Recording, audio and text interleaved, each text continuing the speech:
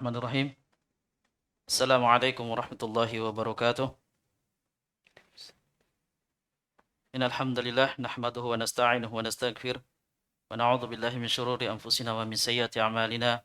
May yahdihillahu fala mudilla lahu wa may yudlil fala hadiya lahu. Asyhadu an la ilaha illallah wahdahu la syarika lahu wa asyhadu anna Muhammadan 'abduhu wa rasuluh. Allahumma shalli wa sallim wa barik ala Muhammadin wa ala alihi wa sahbihi wa man tabi'ahum bi ihsanin ila yaumiddin. Amma ba'd. Segala puji hanya milik Allah Subhanahu wa taala yang telah mempertemukan kembali kita pada malam hari ini di acara spesial Ramadan kita, yaitu Takjil Tanya Jawab Islam. Kemudian salawat serta salam senantiasa kita haturkan kepada junjungan kita, Nabi kita Muhammad sallallahu alaihi wasallam beserta para sahabatnya, keluarganya dan orang-orang muslimin yang senantiasa mengikuti contoh beliau hingga hari kiamat. Kaum muslimin dan muslimat yang sudah bergabung di channel Abu Yusuf Ubaid Bima baik di Facebook maupun di YouTube dan juga yang sudah bergabung di Hafayu TV. Semoga Allah Subhanahu wa taala senantiasa menjaga kita, memberikan kita kekuatan serta keistiqomahan dan juga serta kesehatan agar kita bisa melalui hari-hari yang tersisa di bulan Ramadan ini dengan amalan-amalan soleh serta melakukan kebaikan-kebaikan yang lainnya. Alhamdulillah, pada malam hari ini di acara Takjil Tanya Jawab Islam telah hadir bersama kita guru kita Al-Ustadz Abu Yusuf Ubaid Bima hafizahullahu ta'ala. Sebelum kita masuk ke cara tanya jawab, kita sapa Ustadz kita. Gimana kabarnya Ustadz? Alhamdulillah. Sehat ya Ustadz ya? Sehat. Insyaallah.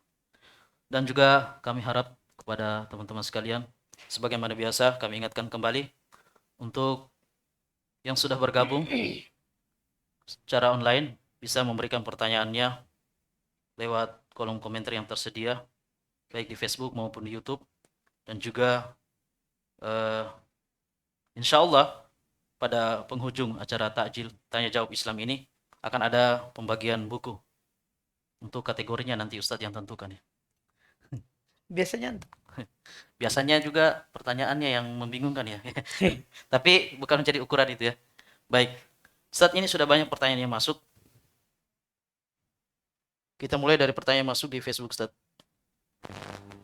Apakah kami berdosa Ustadz jika memberi makanan dan minuman di bulan puasa kepada para tukang yang mana mereka tidak berpuasa dan mereka bertugas membersihkan got yang ada di lorong kami, atau seperti para tukang yang mereka termasuk dalam golongan pekerja keras Ustadz? Jazakallah khairan.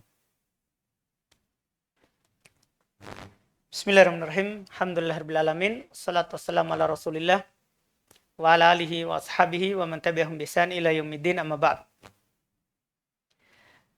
Terkait dengan para pekerja dengan kerja-kerja yang berat, apakah boleh dia tidak berpuasa atau wajib dia berpuasa di bulan Ramadan? Ini dibicarakan oleh para ulama rahimahumullah. Pertama sebenarnya dipertimbangkan dulu. Kalau dia tidak kerja dengan kerjaan itu, apa yang terjadi? Apakah keluarganya akan mati? Dianya. Terus apakah pekerjaan ini dia sebelumnya sudah memang akad kerja itu sebelum datang Ramadan. Kemudian datang Ramadan darurat dia lakukan karena sudah ada akad. Itu perlu diketahui semua dulu sebelum kita menjawab iya apakah dia punya udzur atau tidak. Itu masalahnya. Iya. Kalau anggaplah dia sudah akad sama pemerintah untuk bekerja dengan pekerjaan seperti itu, memang sudah setiap bulannya rutin kena bulan Ramadan. Kemudian dia kerja dan tidak mampu tahan untuk tetap lanjut berpuasa. Dia sudah berusaha untuk berpuasa dulu. Kemudian dia tidak mampu karena beratnya apa? Pekerjaan. Maka dia boleh berbuka dengan udzur itu. Boleh berbuka dengan udzur itu. Nah, sekarang kita masuk ke kita yang kasih. Ke kita yang kasih. Nah, dilihat lagi apakah kita harus kasih. Atau kalau kita tidak kasih, tidak ada masalah, dia sudah persiapkan. Kalau keadaan seperti itu, dia tetap bisa makan tanpa kita kasih, maka tidak boleh kita kasih. Karena masuk nanti dalam ta'awun di atas hal tersebut. Iya. Ini yang dilihat dulu. Adapun kita juga sudah ditentukan sebagai orang yang berkewajiban untuk memberikannya makan di hari itu, maka kita lakukan sebagai hak manusia, bukan karena mendukung dia tidak berpuasa di atas bulan Ramadan. Ini agak sulit dan agak berat syarat-syarat yang kita tentukan seperti itu, karena jangan sampai orang bermudahan.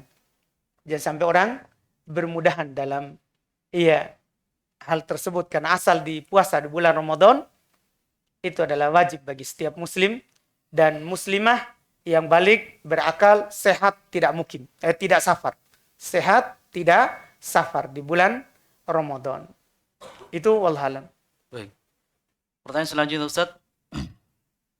Adakah fungsi lain azan selain menunjukkan waktu sholat?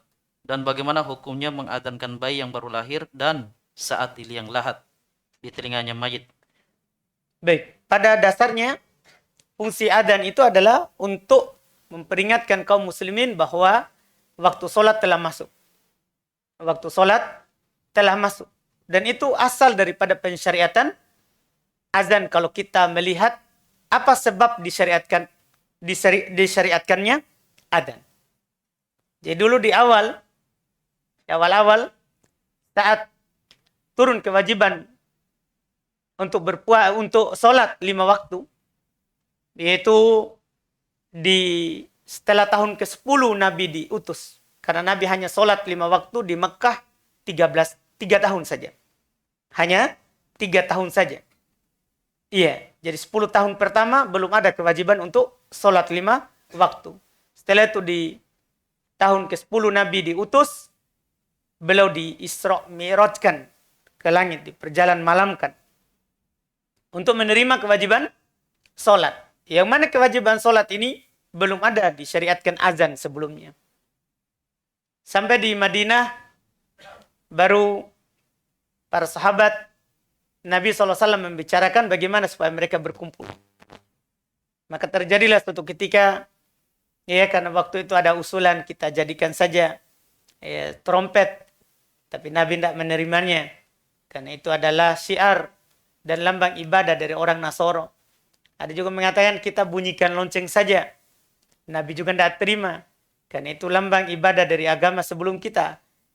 Maka dalam keadaan seperti itu, Allah Subhanahu wa taala memberikan mimpi kepada sahabat Abdullah ibnu Zaid radhiyallahu taala anhu, dan dia ceritakan kepada Rasulullah sallallahu alaihi wasallam, dan Nabi menyuruh untuk mengajarkan mimpi itu, yaitu mimpinya azan yang kita sampai saat ini melakukannya. Dia mimpi dengan lafaz-lafaz azan yang kita dengar setiap 5 kali dalam sehari, dalam semalam. Dia mimpi dengan mimpi itu. Dan Nabi suruh untuk mengajarkannya kepada Bilal, karena Nabi menjelaskan sebabnya. Karena Bilal lebih keras suaranya daripada Abdullah ibnu Zaid. Jadi ajarkan. Itu fungsi utama daripada adzan. Supaya orang tahu masuknya waktu sholat. Apa ada fungsi lain daripada fungsi adzan? Ada beberapa kalau kita lihat fungsi lain dari fungsi adzan. Pertama, bisa untuk mengusir syaitan kalau dia merubah wujudnya menjadi ular. Ketika ada ular di rumah, maka disunahkan untuk diadzankan. Kalau dia pergi, maka itu ular yang syaitan berubah wujud kepadanya. Kalau dia ular yang dari syaitan yang berubah wujud, maka pasti akan pergi dengan adzan. Kalau dia tidak pergi, maka dibunuh. Kan itu ular biasa.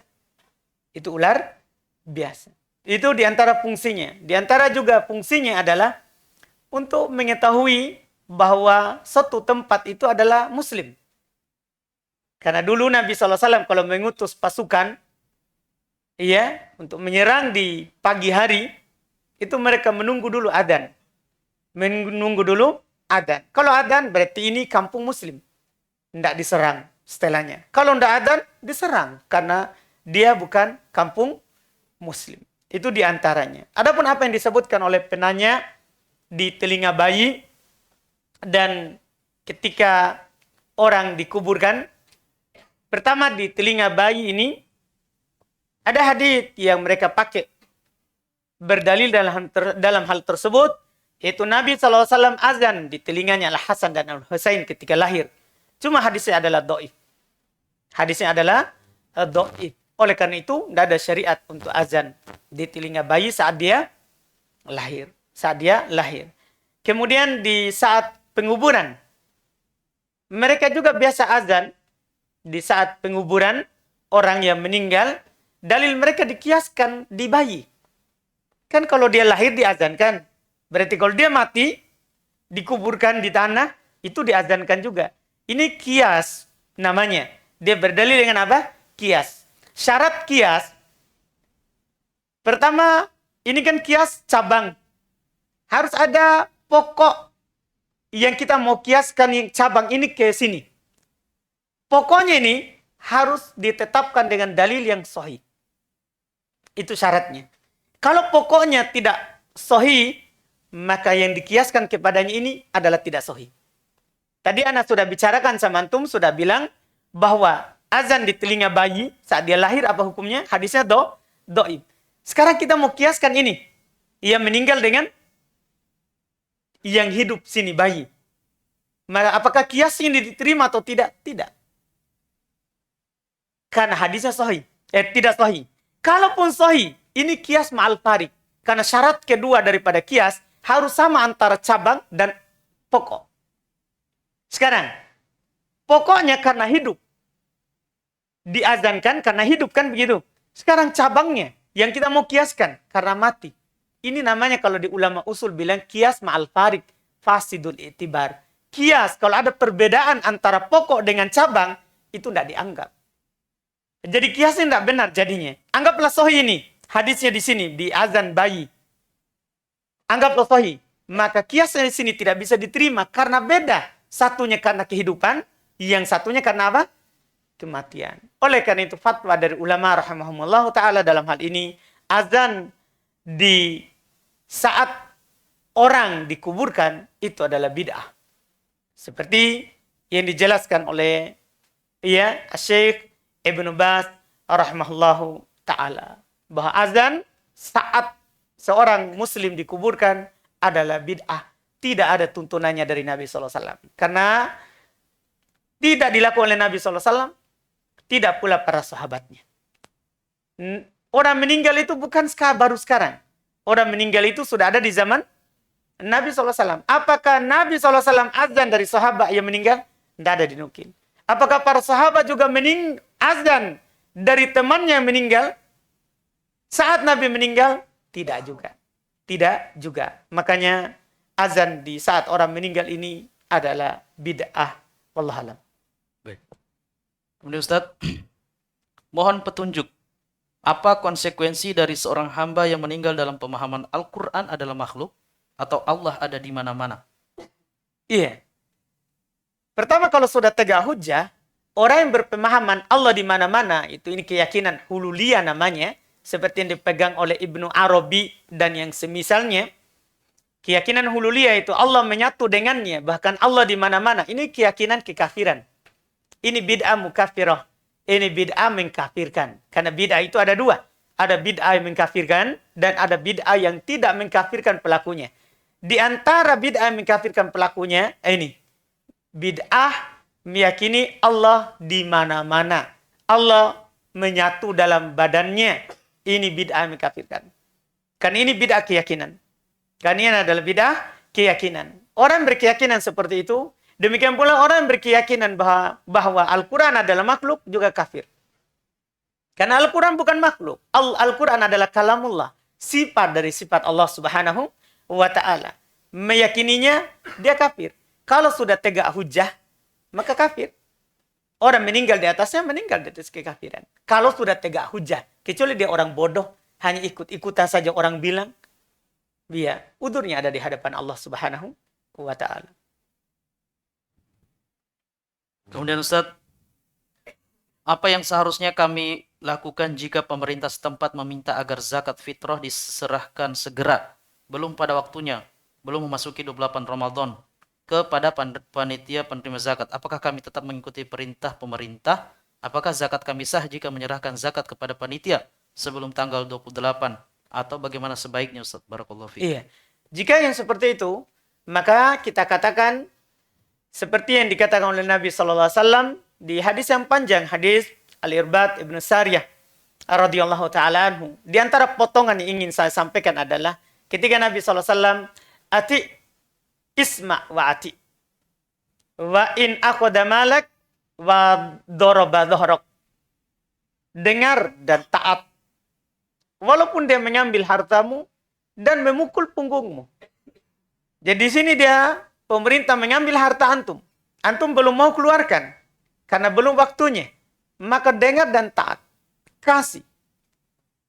Apa yang dia suruhkan itu. Setelah itu nanti antum keluarkan lagi tanggal 28, 29, tanggal 30 Ramadan. Dengan zakat yang sah. Itu tadi antum kasih karena pemerintah minta. Untuk mengeluarkan lagi zakat yang sah, maka keluarkan lagi nanti.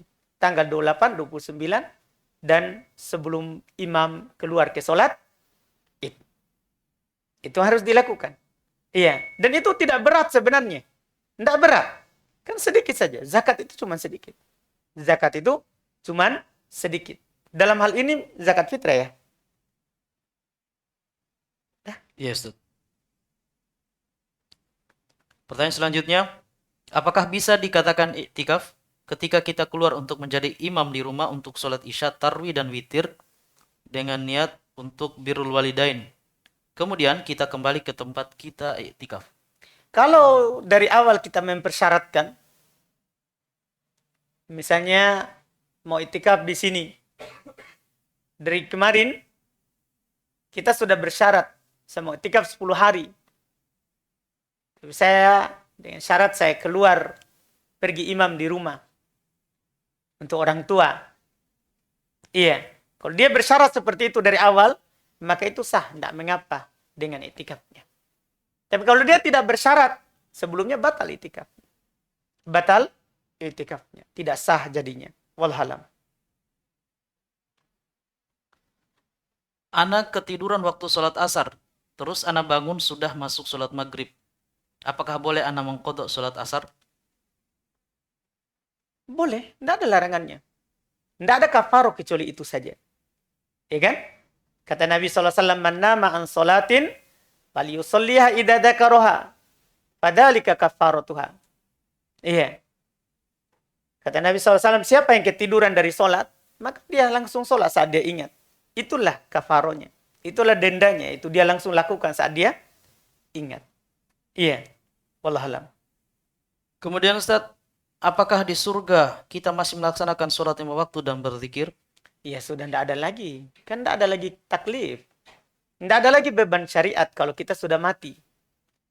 Ini syariat ini ada beban untuk kita kalau kita masih hidup.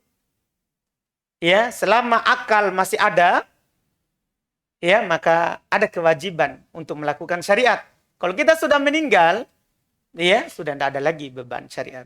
Apalagi di surga. Surga itu tempat dibalasnya amalan, bukan tempat untuk beramal. Bukan tempat untuk beramal. Wallahualam. Bolehkah saat iktikaf tidak ikut sholat tarwih 8 rakaat karena akan sholat malam 11 rakaat beserta witirnya? Kemudian, yang mana waktu yang saya tidak sholat tarwih tadi Ustadz, saya gunakan untuk membaca Al-Quran saat tarwih berlangsung. Pertama, dilihat dulu tempatnya. Dilihat dulu tempatnya.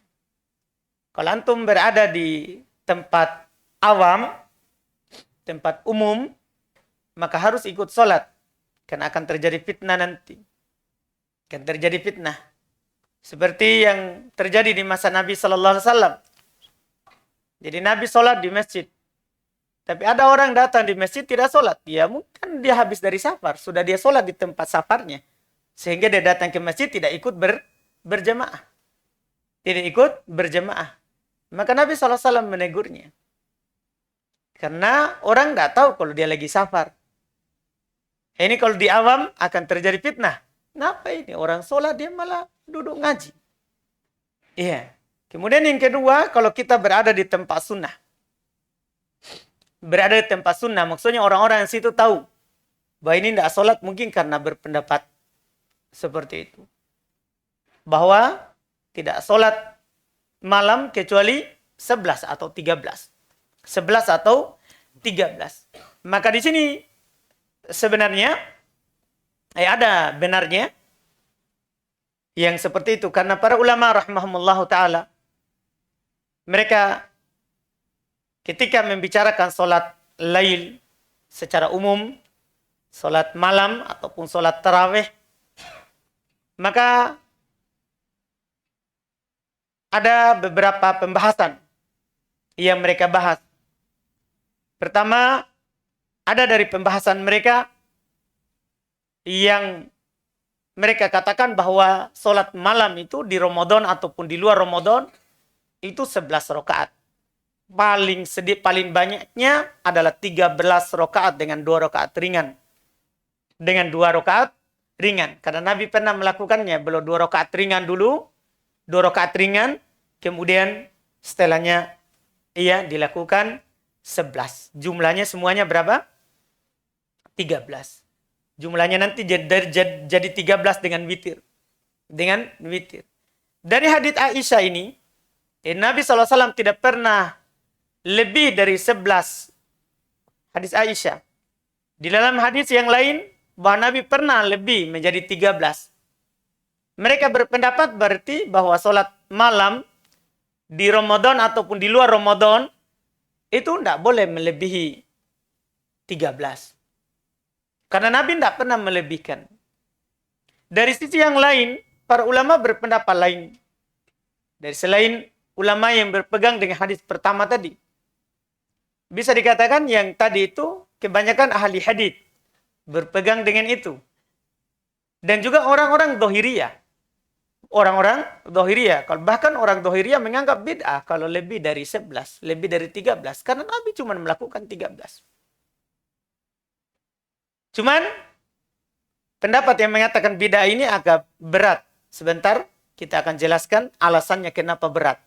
Bahkan sebagian ulama mengatakan keluar dari sunnah. Kalau orang ada yang mengatakan lebih dari 13 itu adalah bid'ah. Atau 21 rakaat itu adalah bid'ah. Bisa dipertanyakan sunnahnya. Bisa dikeluar dari ahli sunnah.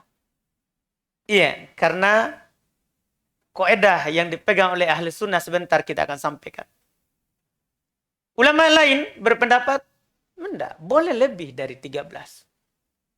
Boleh lebih dari 13. Kenapa bisa? Mereka juga pakai hadis. Nabi SAW bersabda, sholatul laili matna-matna. Hadis Aisyah juga. Sholat malam itu 22. Berapa? Tidak ada batasannya, terserah. Mungkin berapa. Karena Nabi cuma katakan sholat malam 22. Berapa jumlahnya? Yang penting 22.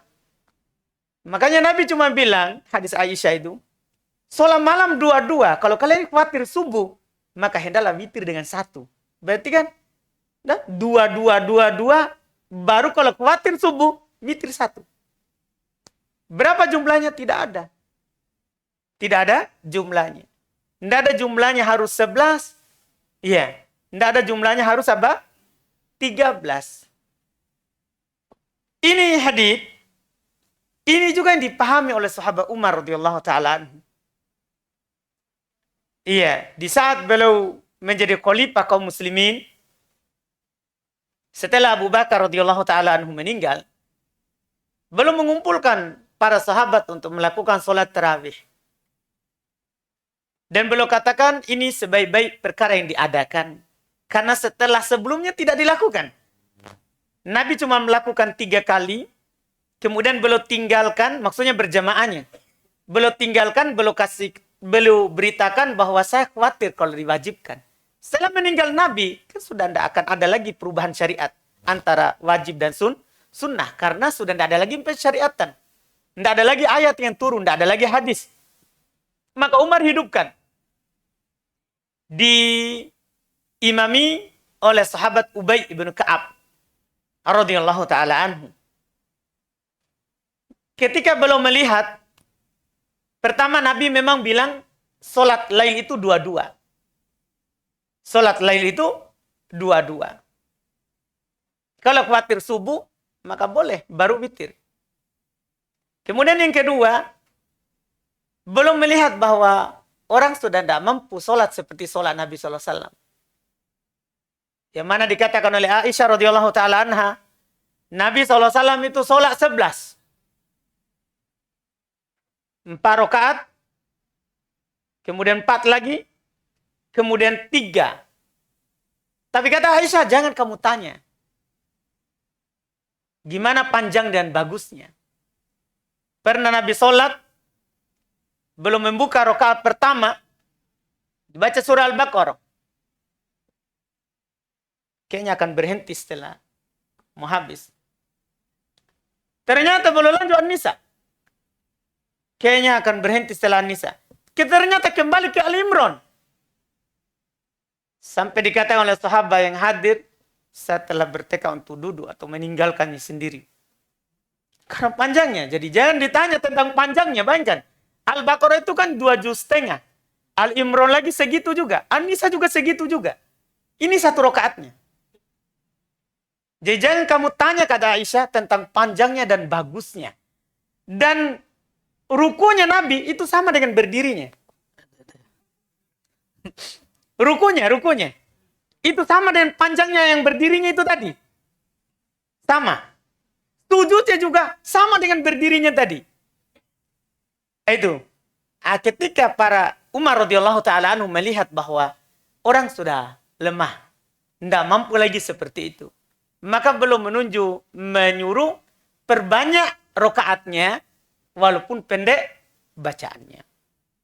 Dan apa yang dikatakan oleh Umar ini adalah hujah. Itu yang perlu antum ketahui. Pertama, kenapa dia hujah? Pertama karena Nabi yang bilang. Dalam hadis Al-Irbad Ibn Sariyah, kata Nabi SAW, alaikum bisunnati wa sunnatil khulafa'ir rasyidin al-mahdiyyin min ba'di. Kalian wajib berpegang dengan sunnahku dan sunnahnya khalifah setelahku. Jadi kita memang disuruh berpegang dengannya. Kalau antum amalkan ini perbuatan Umar, amalkan hujah. Jangan pendapatnya Umar. Umar apalagi dia punya kedudukan khusus. Beliau di masa hidup Nabi SAW berapa kali bertepatan dengan ayat kalau yang beliau lakukan. Makanya Nabi SAW katakan, iyattabi'in nas Abu Bakar wa Umar faqad rasyadu. Kalau manusia ikut Abu Bakar dan Umar, maka mereka telah diberi hidayah. Mereka telah diberi hidayah.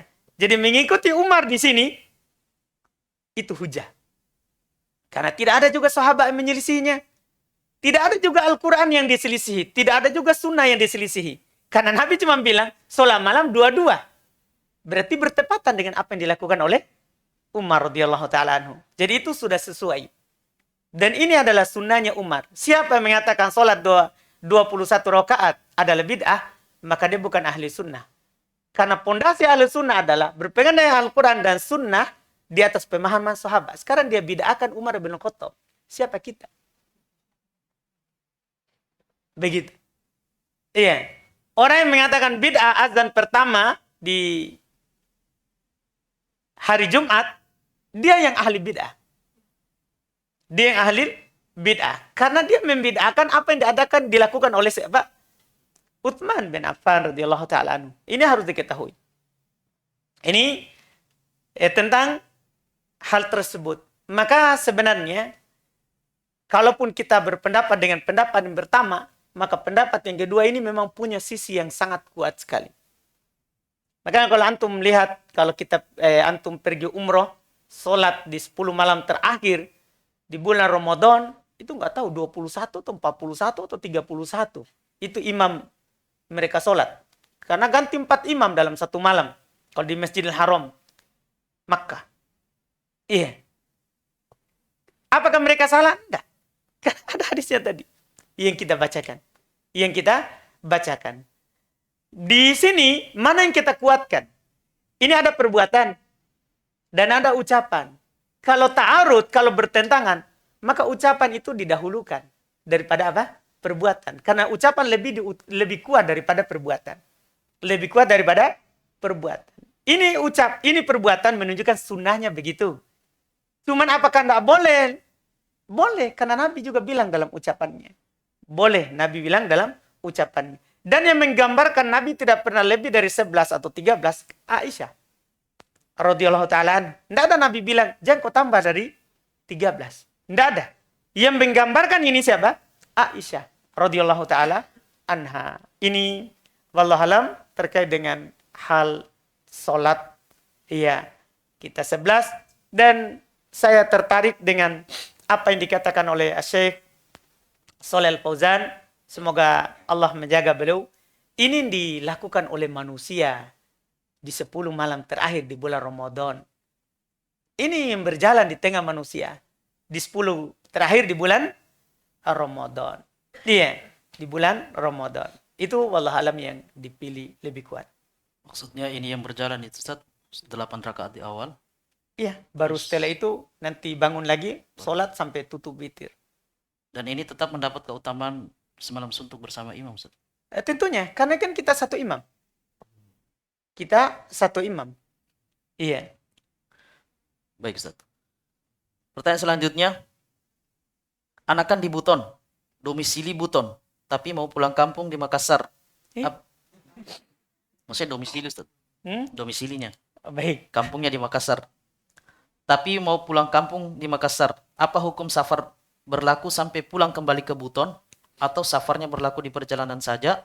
Kemudian kalau sampai di Makassar sudah tidak berlaku lagi safar, bagaimana hukum sholat fardunya? Apakah harus dikosor atau bisa ikut berjamaah di masjid dekat rumah Ustaz? Baik. Ketika kita sudah menjadi penduduk Buton, tinggal di sana, dan mau ke Makassar, karena ada keperluan. Pulang kampung, mudik mungkin.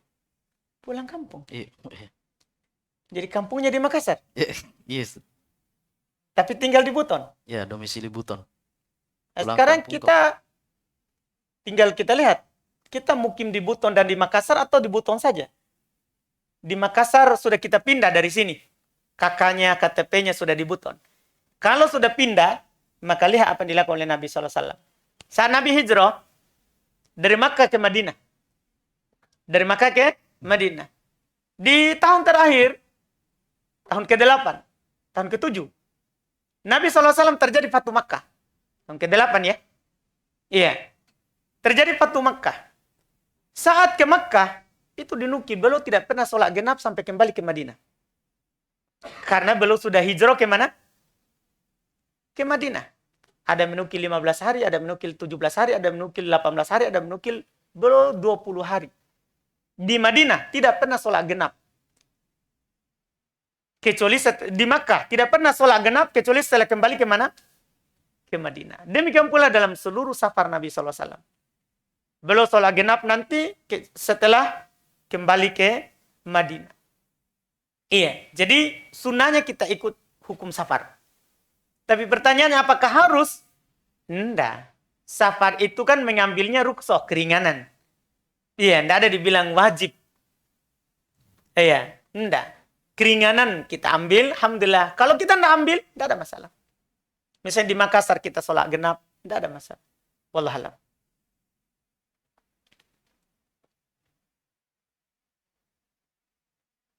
Afwan Ustaz, untuk zakat fitrah yang mana lebih afdol? Dengan uang atau beras? Lebih afdol itu kalau kita dibolehkan semuanya. Baru kita bertanya apa? Mana yang lebih afdol? Itu pertanyaannya. Ini zakat fitrah. Tidak ada yang menyatakannya sah kecuali Abu Hanifah dengan uang. Dari ulama madhab. Dari ulama madhab. Tidak ada yang menyatakan sah kecuali Abu Hanifah. Imam Malik, Imam Syafi'i, Imam Ahmad, serta para pengikut mereka. Semuanya mereka tidak mengatakan tidak sah dengan uang. Kenapa? Tidak sah dengan uang. Karena banyaknya dalil dari Nabi SAW. Belum menganjurkan dan belum praktekkan bahwa zakat fitrah itu dengan makanan pokok. Dengan makanan pokok. Iya. Banyak sekali dalil. Banyak sekali dalil dari Nabi SAW terkait dengan hal tersebut. Bersamaan dengan itu, uang itu sudah ada di masa Nabi. Padahal ada uang. Ada uang. Kalau boleh dengan uang, maka Nabi akan menganjurkan. Sebagaimana zakat fitrah yang diwajibkan oleh Nabi, itu diperintahkan di bur. Diperintahkan di bur gandum. Nabi SAW juga anjurkan kurma. Nabi juga anjurkan zabib, anggur yang kering. Ya, yang jadi kismis. Nabi SAW menganjurkan juga akid. Iya. Keju atau mentega. Ini kan semua makanan pokok waktu itu. Makanan pokok waktu itu. Tidak ada Nabi menganjurkan uang.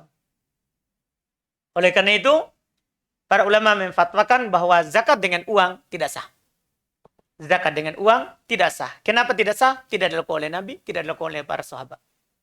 Tidak dilakukan oleh Nabi, tidak dilakukan oleh para sahabat.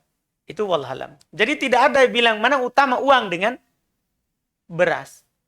Tidak ada bandingan seperti itu. Iya, tidak boleh uang, harus beras. Iya. Kemudian Ustadz, saya pernah mendengar ada Ustadz mengatakan jika masuk kuburan harus buka sendal. Bagaimana jika kondisi di kuburan lagi panas sekali? Apakah ada keringanan Ustadz? Jazakallah khair. Iya, ada keringanan, tapi kita tidak boleh berjalan di atas kuburan. Tidak boleh berjalan di atas kuburan. Karena ada larangan untuk berjalan dengan sandal ya, di atas kuburan. Kalau memang keadaan seperti yang ditanyakan, boleh kita pakai, tapi jangan di atas kuburan, tapi di sampingnya. Di sampingnya. Dan kalau memang yang paling utama lagi ya, nggak usah masuk ke dalam. Kalau memang panas, tunggu saja di luar. Tapi saya mau taruh mayatnya. Ya. Itu namanya darurat. Itu namanya darurat. Wallahualam. Kemudian Ustadz, apakah boleh jika kita sholat lail pada bulan Ramadan namun niatnya sholat lail dan sholat tarawih? Sholat lail dan sholat Tarawih. Masya Allah. Ini mungkin karena sebenarnya kurang memahami saja sedikit. Kalau kita paham sedikit saja ini, kita tidak akan bilang begitu. Iya. Ketahuilah, sholat tahajud, sholat tarawih, sholat witir, ini namanya sholat lail. Karena dilakukan di malam hari. Kita bisa pahami pernyataan saya? Sholat tarawih, sholat tahajud, sholat witir, ini sholat lail. Karena dilakukan di malam hari. Tapi kenapa dinamakan tarawih? Karena ada istirahatnya. Kenapa dinamakan tahajud? Karena habis tidur. Kenapa dinamakan witir? Karena ganjil. Masalah penamaan ini karena ininya, keadaannya, sebabnya. Sebabnya, kenapa namanya tarawih? Karena istirahat. Kenapa, apa sebabnya dinamakan tahajud? Karena antum jauhi tempat tidur antum saat melakukannya. Kenapa dinamakan witir? Karena antum lakukan ganjil. Yang mana semuanya ini adalah sholat malam. Namanya ini sholat malam. Jadi tidak perlu niat diperbilangkan. Ya, cukup niat kalau memang lakukan dengan istirahat, sholat tarawih. Iya, kalau habis juga bangun tidur, sholat tarawih. Kalau istirahat. Kalau ganjil, sholat witir. Kalau mau lebih umum lagi, sholat lail. Sholat lail sudah masuk semuanya. Wallahualam. Pertanyaan selanjutnya, apakah keutamaan Lailatul Qadar hanya ada di waktu malam saja setelah terbenam matahari sampai terbit fajar? Apakah di waktu paginya, siang, dan sore tidak ada keutamaannya, Ustaz? Ya, itu yang disebutkan dalam hadis. Semua hadis tentang Lailatul Qadar, kan namanya juga Lailatul Qadar, bukan Naharul Qadar. Iya kan? Namanya Laila. Apa itu Laila? Malam. Iya, semua hadis terkait dengan malamnya. Semua hadis terkait dengan malamnya, tidak siangnya. Wallahualam. Apa hukumnya bekerja sebagai ojek online, Ustaz? Alhamdulillah halal. Kecuali kita bilang bonceng cewek, Ustaz, haram. Kan kita tanya umum. Apa hukum kerja ojek online? Halal. Kalau kita rinci sedikit lagi, saya bonceng cewek, haram. begitu jadinya. Jadi tergantung. Kita tanya umum, saya juga jawab umum. Iya. Kemudian Ustaz, bagaimana jika Ana mendapatkan uang yang masuk di rekening Ana? Uang itu Ana tidak tahu dari mana asalnya. Saat dicek, mutasi sudah masuk sejak tanggal 5 April Ustaz. Sampai sekarang itu uang masih utuh. Alhamdulillah rezeki. Iya. Iya kan? Rezeki. Kemudian Ustaz, bagaimana jika wanita haid saat adzan sholat? Apakah ia wajib mengqadha sholat? Apakah ia wajib mengqadha setelah ia selesai haid? Jazakumullah khairan. Saat adzan, Saat adzan sholat, sholat terus. apakah ia wajib mengqadha setelah ia selesai haid? Maksudnya sudah bersih? Iya. Jadi adzan, Ya, dia sholat. dia haid. Iya, gimana ini? Ini Ustaz. Bagaimana jika wanita haid saat adzan sholat? Oh, baik. Ya, Jadi dia bukan lagi sholat. bukan. Sudah adzan masuk waktu sholat. Ya, Tapi waktu itu dia haid. Haid. Sehingga tidak sholat. Begitu maksudnya dah? ya, ya. Gitu kira-kira di. Kira-kira. Betul itu? Betul. Iya. Baik. Apakah nanti setelah dia suci wajib qadha itu? Iya, diperselisihkan oleh para ulama rahimahumullah. Apakah dia qadha karena telah masuk waktu atau tidak? Yang benarnya tidak, karena perempuan itu diberi keluasan untuk sholat setelah waktu. Maksudnya mengakhirkan dari awal waktu. Kan dia tidak wajib berjemaah. Walaupun paling hati-hati dia qadha juga, tidak apa-apa. Lebih hati-hati untuk keluar dari silang pendapat. Wallahualam. Ustadz, bolehkah iktikaf setelah sholat maghrib atau berbuka puasa baru masuk ke masjid? Jadi dia iktikaf setiap hari niat. Yes. Udah tahu Ustadz? Kasih nasaki. Kan dia bilang, bolehkah iktikaf setelah sholat maghrib atau berbuka puasa baru masuk ke masjid? Iya. Jadi dia mau iktikaf. Nggak bisa 10 hari. Ya siangnya dia bekerja. Dia datang maghrib, buka puasa. Langsung mau iktikaf sampai subuh. Besok keluar lagi. Iya boleh. Boleh. Karena iktikaf itu seperti yang disebutkan oleh banyak dari para ulama. Di antara yang saya baca juga. Apa yang dikatakan oleh Syekh Shalih Al-Fauzan. Bahwa iktikaf itu boleh semalam. Bahkan boleh sesaat. Karena iktikaf rinciannya adalah seorang berniat untuk berdiam diri di masjid untuk beribadah kepada Allah Subhanahu wa taala. Pernah Umar bin Khattab radhiyallahu taala anhu bertanya kepada Nabi SAW, saya pernah bernadar iktikaf di Masjidil Haram 1 malam. Kata Nabi SAW, "Aufi binadri, penuhi nadarmu." Ini menunjukkan bahwa boleh iktikaf 1 malam saja. Iya? Tapi tentunya kalau seperti itu kan kita perbaharui terus niat. Artinya besok kan keluar dengan bekerja. Besoknya lagi kalau mau masuk harus niat lagi. Ini bedanya dengan orang yang iktikaf 10 malam terakhir, 10 hari terakhir. Langsung 1 kali niat untuk sampai akhir. Kalau yang seperti itu dia niat setiap hari. Baginya apa yang dia niatkan, wallahualam. Apakah batal puasa seseorang yang muntah di siang hari? Selesai? Masih ada? Itu aja. Ustaz. Itu aja. Ya kayak masih ada. Iya. Ini bukan pertanyaan sih. Coba dia bilang, berapa harga buku yang diberikan hadiah kepada penanya terbaik? Oh, lain. Iya, baik. Alhamdulillah. Kasih gitu hadiah sebentar. Karena mau sekali dia punya kan?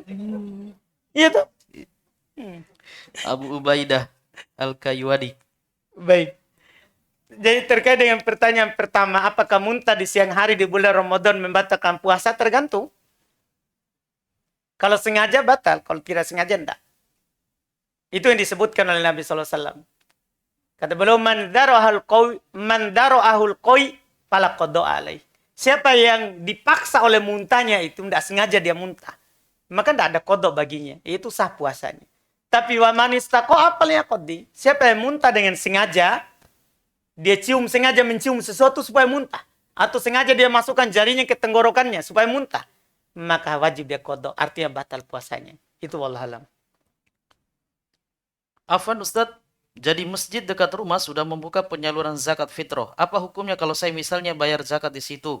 Apa saya ini sudah terhitung bayar zakat karena serahkan ke mereka, atau mereka hanya sebagai wakil saja, nanti mereka yang salurkan pada waktu zakat sebenarnya, yaitu yang dikeluarkan pada malam takbiran. Barakallahu fikum. Baik. Sah kalau kita keluarkan nanti. Kan masjid baru buka. Baru buka, ya kan begitu? Nggak, masjid baru buka, panitianya. Kita jangan kasih sekarang. Kasihnya nanti 28 atau 29 atau 30. Kasih nanti. Supaya nggak was-was seperti ini. Supaya nggak was-was seperti ini. Ada masalah? Aman, aman. Kemudian Ustaz, bagaimana kiat-kiat menjelaskan kepada orang tua bahwa mendatangi dukun adalah kesyirikan? Karena keluarga selalu berpendapat itu adalah pengobatan tradisional dan bukan dukun, karena menggunakan ayat-ayat Al-Quran. Menggunakan ayat Al-Quran. Ya. Dipastikan dulu tahu. Siapa tahu memang. Ya. Siapa tahu dia ruqyah. Kemudian Ustaz, pertanyaan selanjutnya, bagaimana hukum kita melayat tetangga non-muslim yang meninggal? Tidak boleh. Nabi SAW sebelum meninggalnya Abu Thalib, dia datang mendakwakan Islam. Tapi meninggal di atas agama musyrikin. Datang Ali radhiyallahu ta'ala anhu. Halaka ammu, binasami pamanmu, kubur pamanmu, bapakmu. Jadi Nabi bilang kubur bapakmu. Iya, kubur bapakmu. Belum tak pergi menjenguk. Belum tak pernah pergi menjenguk. Iya. Kemudian, apa takdir bisa merubah dan takdir apa yang tidak bisa berubah? Ulang. Apa takdir bisa berubah? Oh, bisa berubah. Berubah, ya. Berarti kita salah tadi. Ya. Mengaku, Apa ya? takdir bisa berubah Baik. dan takdir apa yang tidak bisa berubah? Barakallahu fiik. Takdir tidak bisa berubah. Iya. Takdir apa yang bisa berubah? Tidak ada. Tidak ada. Iya. Tidak ada yang bisa berubah. Ada masalah? Enggak, aman-aman. Kemudian Ustaz, apakah orang kafir yang ikut sholat berjamaah memutus soft sholat karena dia ingin sekali untuk ikut sholat? Dan bagaimana tanggapan kita terhadapnya? Apakah saya nasihati untuk tidak ikut sholat dan bagaimana cara menasihatinya? Sebab ada ponaan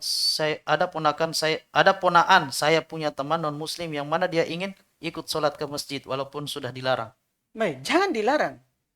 Bilang syahadat kau bersolat. Kenapa dilarang? Iya kan? Iya kan? Gak usah dilarang. Syahadat kau dulu, baru pergi ke sholat. Sini wudhu, baik-baik. Alhamdulillah, aman negara langsung. Iya. Daripada pusing dia. Pertanyaan selanjutnya Ustadz, apakah bekal untuk akhwat sebelum menikah? Apakah bekal untuk akhwat sebelum menikah? Nggak tahu. Iya, tergantung akhwatnya. Kalau akhwat kaya ya butuh bekal banyak. Kalau akhwat miskin ya cukup. Bekal pakaian saja. Tunggu suami belikan.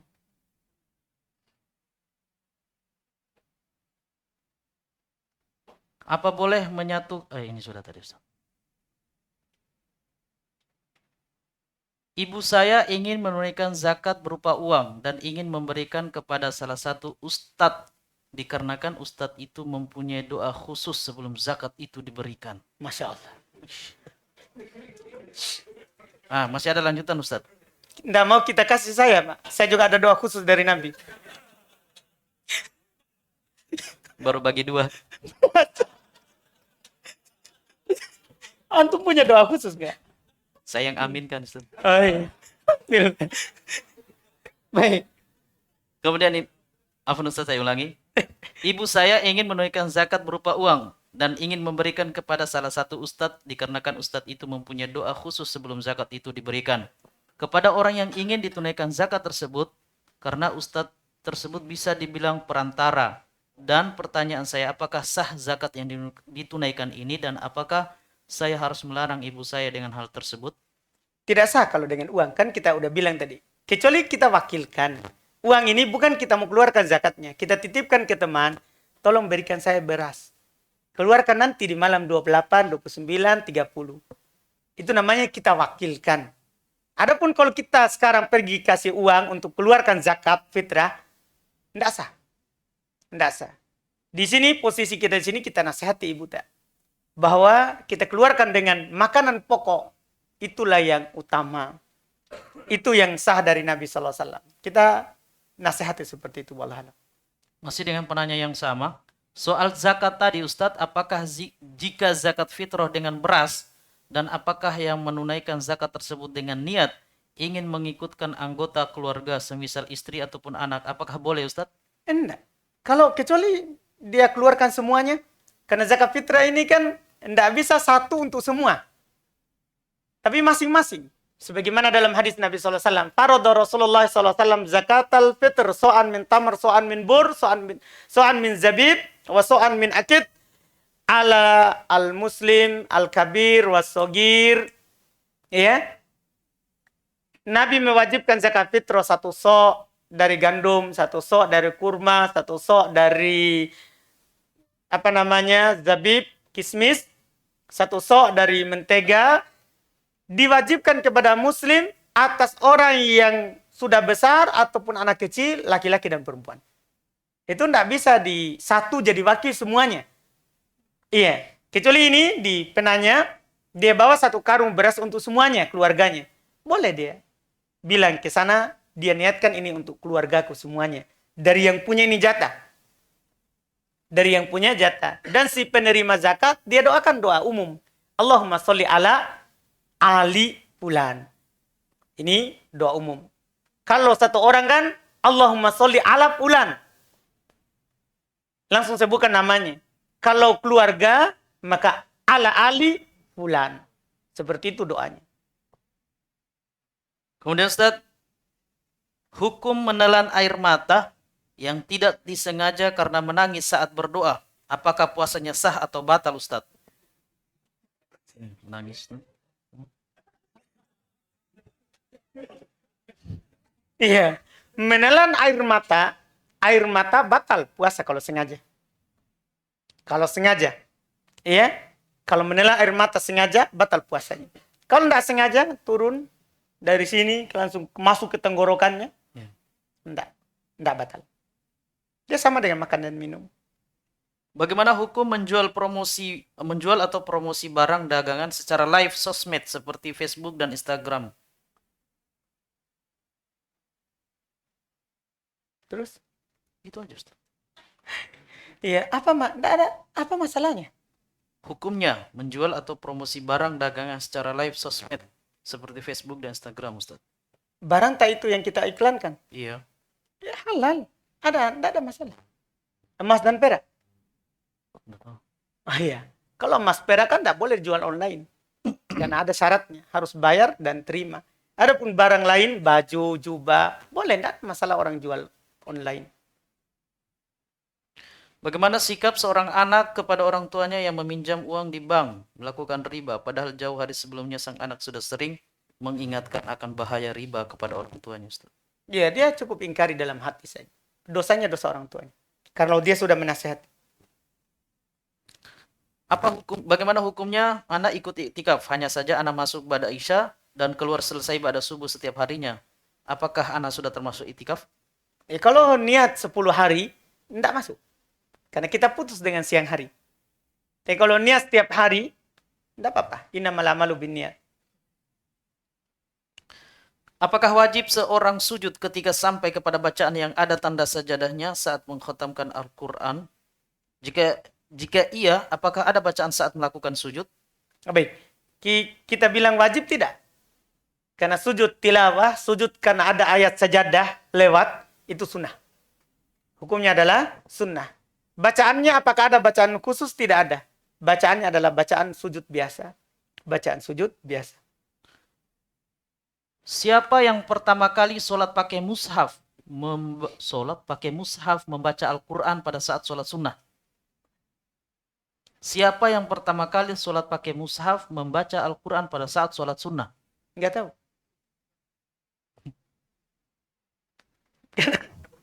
Iya, antum tahu? Kemudian Ustadz, bagaimana hukum nenek? Orang tua, nenek dalam kurung orang tua, berumur sekitar 8. Nenek atau orang tuanya? Bagaimana hukum nenek dalam kurung orang tua, Ustaz? Terus? Nenek orang tua. Ya, Ya. neneknya sudah tua, gitu mungkin Ya. ya. Baik, baik. Terus? Berumur sekitar 89 tahun, yang tidak pernah sholat lagi beralasan sudah tidak sanggup. Tapi untuk terima gaji dia usahakan untuk bisa. Apakah dia berdosa? Iya.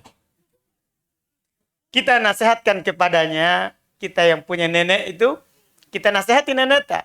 Selama akal tak masih ada, maka masih wajib sholat untuk kita. Nah, ini ada lanjutannya. Dan biasanya dia dalam keadaan linglung seperti orang tua pada umumnya. Linglung. Pikun. Ya, kalau dia pikun, tapi masalahnya gaji masih tahu. Itu menunjukkan, iya. Dia ketika hafal gajinya, oh masih normal ini. Masih wajib dia sholat. Tapi kalau benar dia pikun, maka hilang kewajiban. Karena pikun itu menjadi sebab gugur hukum taklifiyah. Hukum wajib, sunnah, itu gugur darinya. Ustadz, saya mau tanya. Saya kan seorang santri.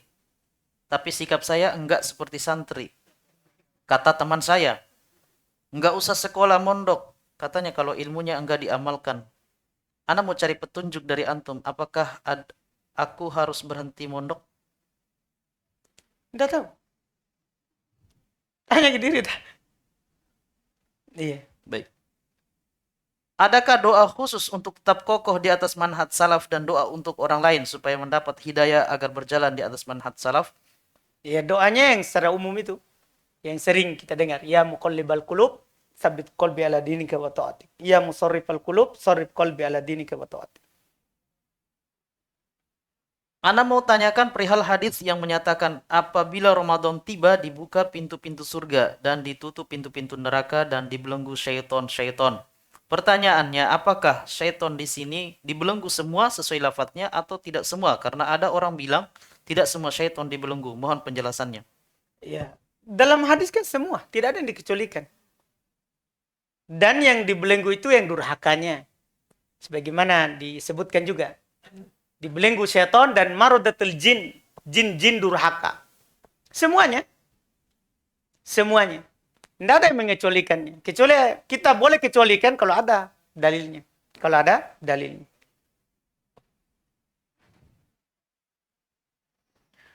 Terkait zakat harta, jika seorang memiliki mobil pribadi lalu dia menjualnya dengan nilai harga yang mencapai nisab dan tidak laku selama setahun, apakah wajib mengeluarkan zakat dari mobil yang sedang dijual tersebut?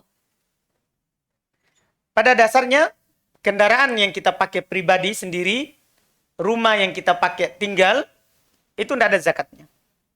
Tidak ada zakatnya. Iya. Terkait dengan ini, selama kita masih pakai, bukan memang kita beli untuk diperjualbelikan, nanti wajib zakatnya kalau sudah terjual dan tersimpan lagi setahun. Tersimpan lagi setahun. Wallahualam.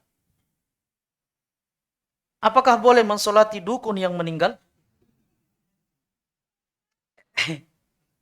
Dukun itu kafir. Iya. Dukun, kalau dia pakai istikdam al-jin, dia pakai perantara jin dalam dukunnya kafir. Hukumnya. Sekarang apakah boleh kita mensolati? Orang kafir tidak disolati. Orang kafir tidak disolati. Saya ada usaha di luar kota dan yang kelola adik saya. Pertanyaannya, bisakah zakat harta dikasih ke adik saya karena gajinya masih pas-pasan dan masih banyak utang yang perlu dia bayar?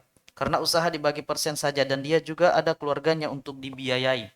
Enggak dikasih di sini. Karena nanti pertama kita di sini mencari keringanan, sekalian deh potong gajinya. Sekalian itu bahaya di situ nanti. Maksudnya ke berat nanti ke depannya. Di sini di sini disebutkan, bahkan saya kemarin baca tentang zakat harta itu. Ternyata tidak boleh kita langsung lunasi utangnya orang dengan tujuan itu zakat kita. Karena ini agak bahaya nih. Rancunya kenapa? Kita langsung ingin lari dari zakat sebenarnya. Orang yang seperti ini mau lari dari zakat. Ya kalau dia punya utang, ya wajib dia bayar utangnya ke kita. Adapun kita punya utang sama Allah zakat, ya wajib kita keluarkan apa? Zakat. Tidak boleh utang orang langsung dipotong. Oh zakatku, tidak boleh. Karena ini ada lari dari zakat di sini. Ada lari dari zakat. Wallahualam. Apa hukum bermain HP dalam iktikaf? Apakah ada larangan atau tidak, Ustaz? Tidak ada larangan. Tidak ada larangan.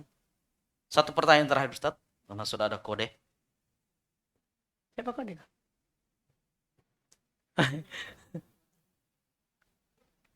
Apakah ketika membayar fidyah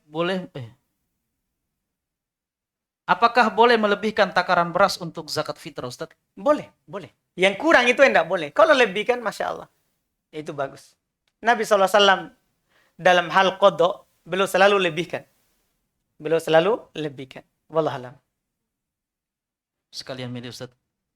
Apakah ketika membayar fidyah boleh menggunakan uang? Dan apakah jika kita membayar fidyah dengan takaran beras, bisakah kita menambah takarannya? Ya, boleh menambah. Tapi apakah boleh dengan uang? Tidak boleh. Karena ayatnya jelas kalau fidyah juga makanan. Fidyatun to'amu miskin. Fidyah, makanan orang miskin. Fidyah, makanan orang miskin. Tidak pakai uang, tapi pakai makanan. Satu lagi, Ustaz. Apakah bisnis rumah kos wajib juga dikeluarkan zakatnya? Iya, kalau tersimpan. Bukan rumah kosnya yang tersimpannya. Maksudnya ini hasilnya, hasil dari rumah kos ini tersimpan setahun, wajib zakat. Wajib zakat. Baik. Alhamdulillah, berakhir sudah acara takjil kita pada malam hari ini. Saatnya kita umumkan ya, pemenang. Pemenang yang mendapatkan hadiah ini. Yang pertama, Abu Ubaidah Al-Kaywadi yang bertanya tentang harga buku. Jadi antum tadi bertanya harga buku, sekarang antum dikasih gratis, Masya Allah. Ya, silakan hubungi admin Hafayu TV. Karena antum bertanya di kolom komentar Facebook Hafayu TV. Silakan antum hubungi admin Hafayu TV. Abu Ubaidah Al-Kaywadi. Kami ulangi, Abu Ubaidah Al-Kaywadi ya. Kemudian yang kedua, ini malam dapat dua orang. Yaitu yang bertanya di YouTube Abu Yusuf Ubaid Bima Official, Desain Pixel Lab Kreatif. Desain Pixel Lab Kreatif. Dari pertanyaan ini Ustadz, hampir 20 menit antum menjelaskan. Iya, kenapa antum dah stop? Jadi karena pertanyaan panjang. Jadi antum juga mendapatkan buku, yaitu buku semua tentang jenazah dari menjelang kematian hingga setelah kematian. Buku ini ditulis oleh guru kita Abu Yusuf Ubaid Bima Hafizahullah Ta'ala. Ya, silakan hubungi admin Abu Yusuf Ubaid Bima Official. Baik, kami ucapkan jazakumullah khairan kepada Ustadz dan juga semua kru yang bertugas. Semoga Allah SWT senantiasa menjaga kita, memberikan kesehatan dan keistiqomahan, sehingga Ustadz kita tetap bisa memberikan faedah dan nasihati dan menjawab pertanyaan hingga sampai hari terakhir di bulan Ramadan ini, Ustadz ya. Amin. Kemudian juga kami mohon maaf sebesar-besarnya kepada beberapa pertanyaan yang masuk tapi belum sempat dijawab pada kesempatan kali ini. Insya Allah kita akan ketemu di acara yang sama, tanya jawab Islam insya Allah di hari esok. Kemudian kami ucapkan juga jazakallah khairan kepada manajemen Mushola Hafayu, Masya Allah yang telah memberikan banyak kebaikan kepada kita. Dari mulai kita sholat berjamaah, buka bersama, sampai sahur bersama, kemudian sholat laid bersama, iktikaf pula, Masya Allah. Barakallahu fikum. Demikianlah yang benarnya datang dari Allah Subhanahu wa Ta'ala. Kesalahan itu dari kesalahan kami sendiri dan juga syaitan. Subhanakallah bihamdik asyhadu an la ilaha illa anta astaghfiruka wa atubu ilaik. Assalamualaikum warahmatullahi wabarakatuh.